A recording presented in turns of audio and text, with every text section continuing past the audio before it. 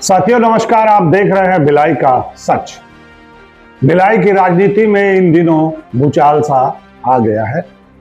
भूचाल इसलिए आया है क्योंकि देवेंद्र यादव के खिलाफ सुप्रीम कोर्ट ने एक याचिका को खारिज कर दिया और इस याचिका के खारिज होने से भिलाई में अफरा तफरी मच गई है। लगातार हमें फोन आ रहे हैं, व्हाट्सएप कॉल आ रहे हैं कि एसएलपी क्या होता है, इसकी जानकारी दीजिए।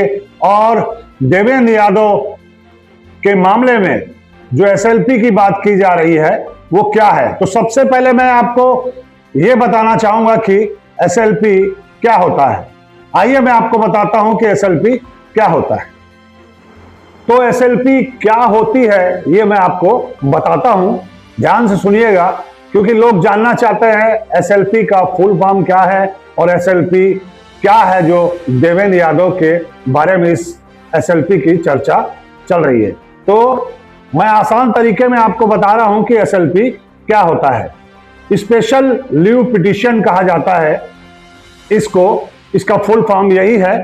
एक विशेष याचिका होती है जिसे भारत के सुप्रीम कोर्ट ऑफ इंडिया में दायर किया जाता है। यह याचिका तब लगाई जाती है जब कोई व्यक्ति हाई कोर्ट या किसी अन्य न्यायालय ट्रिब्यूनल के फैसले से संतुष्ट नहीं होता और सीधे सुप्रीम कोर्ट से अपील करने की अनुमति मांगता है।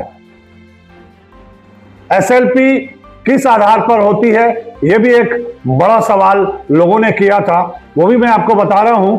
एसएलपी भारतीय संविधान के अनुच्छेद 136 आर्टिकल 136 के तहत दायर की जाती है। इस अनुच्छेद के अनुसार सुप्रीम कोर्ट को विशेष अधिकार है कि वह किसी भी न्यायालय या ट्रिब्यूनल के आदेश के खिलाफ अपील की अनुमति दे सकता है। आसान भाषा में मैं समझाऊं तो अगर हाई कोर्ट का फैसला आपके खिलाफ आया है और आप इससे संतुष्ट नहीं हैं तो आप सीधे सुप्रीम कोर्ट में एसएलपी लगा सकते हैं। लेकिन सुप्रीम कोर्ट पहले यह तय करेगा कि वह आपकी अपील सुने या ना सुने। उदाहरण के तौर पर मान लीजिए किसी व्यक्ति का केस हाई कोर्ट में वह हार गया। अब वह चाहता है कि सुप्रीम कोर्ट उस फैसले की समीक्षा करे तो वह एसएलपी फाइल करेगा, स्पेशल लीव पिटीशन फाइल करेगा। यह है एसएलपी। अब हम आते हैं मुख्य मुद्दे पर कि देवेंद्र यादव के साथ क्या हुआ। सुप्रीम कोर्ट ने देवेंद्र यादव की एसएलपी को रद्द कर दिया। मैं आपको बता दूं, जब देवेंद्र यादव चुनाव जीते थे उनके प्रतिद्वंदी थे प्रेम प्रकाश पांडे। उन्होंने चुनाव हारने के बाद कोर्ट में एक याचिका लगाई थी कि देवेंद्र यादव ने आपराधिक मामले और अपनी जो जमीन जायदाद है उसकी गलत जानकारी चुनाव आयोग को प्रस्तुत की है। इस बारे में पूरा जो विस्तार में मैं आपको बताता हूं, ध्यान से सुनिएगा। मामला यह है कि देवेंद्र यादव के खिलाफ चुनाव याचिका दायर की गई थी। यह याचिका भाजपा नेता और पूर्व विधायक प्रेम प्रकाश पांडे ने दायर की थी। आरोप यह है कि चुनाव नामांकन के दौरान आपराधिक मामलों से जुड़ी जानकारी या रिकॉर्ड छिपाया गया था और गलत जानकारी दी गई थी। इसी को लेकर मामला छत्तीसगढ़ हाई कोर्ट में लंबित है। सुप्रीम कोर्ट में क्या हुआ, मुख्य बात यही है कि लोग जानना चाहते हैं कि सुप्रीम कोर्ट में क्या हुआ। हाई कोर्ट में चल रही इस याचिका को निरस्त कराने के लिए देवेंद्र यादव ने सुप्रीम कोर्ट ऑफ इंडिया में एसएलपी दायर की थी, लेकिन 24 फरवरी 2026 को सुप्रीम कोर्ट ने इस एसएलपी को खारिज कर दिया। यह ध्यान रखना जरूरी है कि सुप्रीम कोर्ट ने आरोपों पर कोई भी फैसला नहीं दिया है, सिर्फ इतना कहा है कि वह इस स्तर पर हस्तक्षेप नहीं करेगा। अब आगे क्या होगा इस मामले में, सुप्रीम कोर्ट ने तो नकार दिया। अब यह मामला वापस हाई कोर्ट जाएगा। अब यह मामला दोबारा हाई कोर्ट में सुना जाएगा। वहीं पर सबूतों और कानूनी दलीलों के आधार पर फैसला होगा। अगर आरोप सिद्ध साबित होते हैं तो चुनाव रद्द भी हो सकता है। और अगर आरोप गलत साबित हुए तो विधायक की कुर्सी सुरक्षित रहेगी। फिलहाल देवेंद्र यादव को दोषी नहीं ठहराया गया है।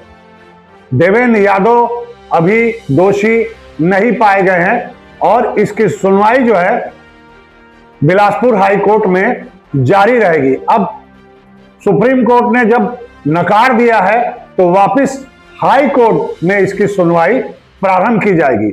अब ये डेट और इसकी जो तारीखें अभी आनी बाकी है, तब और बात होगी इस बारे में। देवेंद्र यादव ने सुप्रीम कोर्ट में याचिका लगाने के बाद ये सोचा होगा कि मुझे सुप्रीम कोर्ट से राहत मिल जाएगी, लेकिन सुप्रीम कोर्ट ने इसे नकार दिया और साफ शब्दों में कह दिया है कि मैं इस मामले में कोई हस्तक्षेप नहीं करूंगा। अब जो भी हस्तक्षेप करना है वो बिलासपुर हाई कोर्ट करेगा। कुल मिलाकर ये सुनवाई वापस बिलासपुर हाई कोर्ट जाने वाली है और अब डेट का इंतजार करिए और फैसले का इंतजार करिए। और एक बात और मैं बताना चाहूंगा, अगर इस मामले में देवेंद्र यादव दोषी पाए जाते हैं तो उन पर मुकदमा भी दर्ज हो सकता है और सारी जो सरकारी सुविधाएं हैं उनसे वापस मांगी जा सकती है और उनका जो विधायकी पद है वो रद्द हो जाएगा। कुल मिलाकर प्रेम प्रकाश पांडे जिन्होंने याचिका लगाई है उन्हें बहुत बड़ी राहत मिली है और हो सकता है आने वाले समय में उनके लिए कुछ अलग रास्ता बन जाए। अब जो पाले में गेंद है वो है हाई कोर्ट के। हाई कोर्ट का नतीजा, हाई कोर्ट की सुनवाई का इंतजार सबको रहेगा। ऐसी खबरों के लिए बने रहिए भिलाई का सच के साथ। हमारा चैनल अगर आप लगातार देखते हैं, पसंद करते हैं तो लाइक, शेयर, सब्सक्राइब करना न भूलें। नमस्कार।